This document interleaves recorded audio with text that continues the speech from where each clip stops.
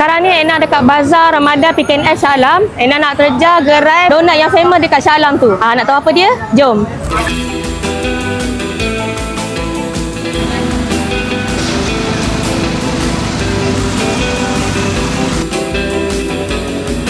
Saya nak combo, nak donat susu, lepas tu nak white chocolate mix dengan butterscotch. Lepas tu ada satu combo, nak donat susu coklat, pistachio dengan Ovaltine.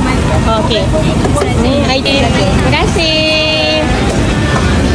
Okey, yang ini pistachio memang favourite Ena lah. Okay, atas dia tu macam letak cranberry kering Bismillahirrahmanirrahim.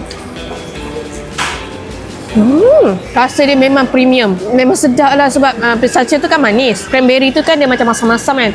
So balance sangat. Waktu berbuka, makan ni rasa macam ya Allah sedap. So sekarang ni ada dua jenis tau. Satu donat susu yang biasa tu. Satu lagi yang coklat. Kalau pergi kat bazar, dia akan asingkan dia punya serbuk ni. So nanti korang dah berbuka baru korang gaulkan. Lembut weh. Walaupun dah sejuk, dia masih lembut dan tak ada liat. Memang marem weh.